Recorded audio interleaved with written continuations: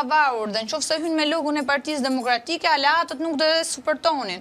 Deri në këtë moment që flasim, se unë tani nuk e di çfarë vendimi merr Berisha nesër. Deri tani që flasim, këto ujëra janë bisedimet. Dhe mbas të këtyre ujërave po jap dhe unë opinionin tim, argumentin tim përkatës. Për mua është falimenti i Partisë Demokratike që në 35 vite mos hyj me logon e saj.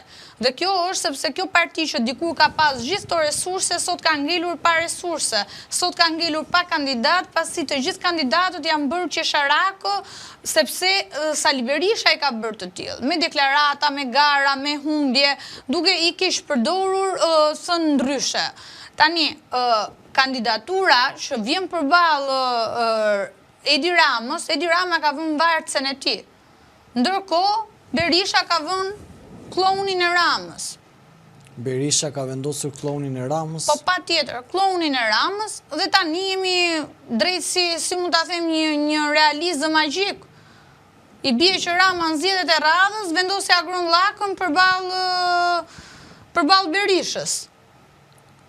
Në këtë terexhe është ka ta ndisur sot që flasim Partia Demokratike. Tani ishin 3 kandidatura tjera në listë që nuk u morën parasysh sepse duhet ishte dhe punëtori i Xenit. Ai që do ishte vendosur si kandidati i Selis Blu. Tani kjo parti ka ardhur i Xenit, pse e personifikon Florian Binaj si punëtor i shkëlqen Berishës? Të thash që në fillim opinionin personal në lidhje me emrin e Florian Binës. Opinioni politik është diçka tjetër, dhe kjo nuk ka të bëjë fare me emrin e Florit. Siç ta theksova dhe në fillim të emisionit, Flori është shumë djalë i mirë. Që them pse them është punonjë si i Xenit, sepse punon te Syri TV. Detyrimisht është punëtor i Xenit. Ktu nuk është ofendim, ktu është një realitet. Tani neve kemi ardhur në këtë studio për të qenë të sinqert, për të qenë të vërtet. Tani, kundra imazhit, apo personit, apo humoristit dhe intelektualit Florianu nuk kam asgjë kundra. Tani unë po të flas për Partinë Demokratike, për procesin dhe për gjithë procedurën që u ndoq. Ai tha do pyesa aleatët, sot dha emrin e zgjedhur i tij pa ulur në tryezë me aleatët. Dhe këtu unë hy prapë te koherenca e ujkut vjetër në politikë që është Berisha, që do thjesht një emër sa për të ndërruar lëkurën, po mbas tij është po Sali Berisha, me një lëkurë të re. Nga të gjithë kandidatët që ishin, ai nuk ishte asnjë në varësi të vet, përveç se Florianit, që është në varësi të televizionit të birit. Dhe pa diskutim, ai nuk mund ta çonte pushtetin opozitar në duart e dikujt që ai nuk e kontrollonte dot. Po pse do duhet përdorte këtë mekanizëm Berisha, Alesia? Ky mekanizëm do përdoret se nuk ishte tjetër, pasi 2 kandidaturat serioze nuk pranuan të ishin pjesë. Ky donte një gjithëpërfshirje opozitare me një kandidaturë të pavarur dhe pa diskutim që do përdorte asin në mend që e kishte në varësinë e tij. Alesia, në këtë kuadër, se ne mund të mendojmë që tashmë Zoti Berisha mund të jetë përballë edhe presionit të Agron Sheajt dhe ka pranuar, por s'ka pranuar kandidatët e Zotit Sheaj dhe ka nxjerrë një kandidat vet. Apo i bën presion Agron Sheaj Zotit Berisha, apo është thjesht një lojë sa për imazhin publik? Unë mendoj që Agron Sheaj ka qenë i sinqert në atë çka ka kërkuar një emër dhe nuk ka deliruar që ta përcaktojë ai emrin, pasi ai është koshient që nuk është forca më e madhe opozitare. Për parimin që ka hedhur Zoti Sheaj është okej në argumentin dhe në logjikën e partisë tij, sa ai thotë keqja më e madhe është pushteti dhe pushteti duhet mbledhur gjithë instrumentat për ta sulmuar. Që nuk i ka vënë kushte, kjo duket qartë azi, sepse nëse do i vinin kushte, do ishte kandidati i Zotit Sheaj, ai që do ishte në listë. Zoti Sheaj ka hedhur ide në parim dhe Berisha pa diskutim që e ka përdorur gjithë këtë marifet për ta pasur prapë në kontrollin e vet dhe të familjes vet. Dhe nuk e çon Partinë Demokratike për ta hapur, sepse nëse do donte ta hapte para 11 majit. Tani duke e parë që munguan resurset, ai çfarë bën?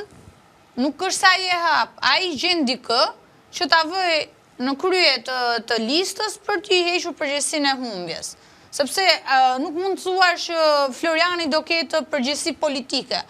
Përballë kujt do japi llogari Floriani? Kush elektorate ka votuar Florianen? Ka përgjegjësi politike zoti Binaj në këtë dy luftim me pushtetin? Jo. Bëri një sondazh Sali Berisha midis tre emrave kush ishte më i pëlqyer për publikun? Jo. Atëherë ne jemi përballë faktit që në këtë parti vendos po Berisha nuk do ta hapi këtë parti, sepse po të donte ta hapte këtë parti, në 11 maj Flor Binën e fuste në listat mbyllur dhe linte jashtë liste Klevis Balliun, Albana Vokshin, Edi Palokën dhe besnikët e vet.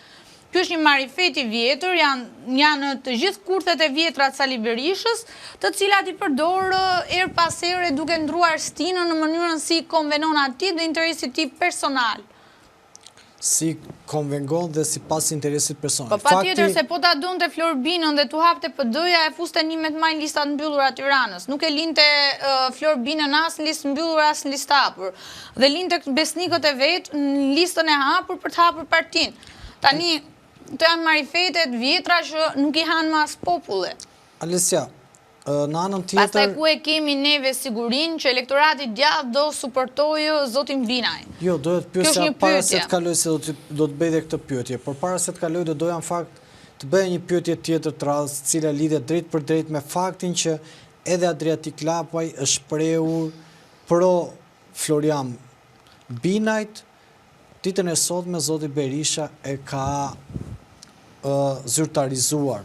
A e ka të mundur Florian Binaj të bashkoj gjitha flukset që ndodhin brenda Partisë Demokratike? Tani, në rast parë, reagimi zotit Lapaj në opinionin tim ishte i pritshëm. Mos harrojmë që kur nisi lëvizja në Shqipëria bëhet, zoti Lapaj ka pas dy bashkëpunëtorë në krah që kanë qenë pikërisht Flori dhe zonja Edlira. Apo jo? Që t'jemi korrekt në publikun. Deri diku, në çdo takim Floriani e ka ndjekur, është një kthim deri dhe pse jo një suport shoqëror që Adriatiku ja jep. A mund të mbledhi të djathtën për te, që këtu hynë zoti Shea, këtu hynë djathta Senke Ledi, këtu hynë gjithë supportuesit e Lulzim Bashës, Euroatlantikët, këto unë nuk e di. Por në këto minuta që ne po flasim, unë di të them që nuk po mbledh do të gjithë PD-n.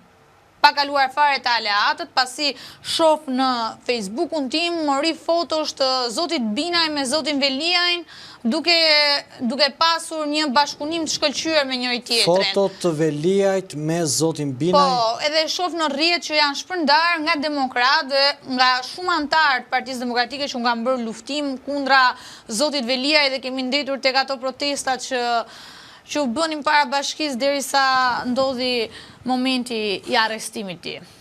Alesia, në këtë situatë kur ju thoni që dhe vetë demokratët janë gati... Pikërisht, pyetja juaj ishte nëse ai përmbledh gjithë faktorët. Dhe unë ty po të kthehem, a përmbledh do të gjithë PD-n pa arritur te Euroatlantikët e djathtas te mundësia. Sepse duke parë një mori fotosh të zotit Binaj me zotin Veliaj që janë shumë miq me njëri tjetrin, dhe ndërkohë demokratët, unë dhe shumë tjerë kemi ndetur në 44 protesta tek bashkia për kauzat që ne mendonim që ishin të drejta dhe kemi luftuar, unë nuk e di a do arri të mbaj votat e të djathtës, jo më të shkoj për te tyra. Fakt, në qoftë se qëndrojmë në këtë pjesë, ka reagimet forta sepse ka pas disa zëra që ditën e djeshme i kanë bërë publike zërat kundër Binajt. Te Vernozi e pa shumë postimin. Se Vernozi është një ndër personat më karizmatik që ka Partia Demokratike dhe Vernozi ka bërë një postim ku shifen foto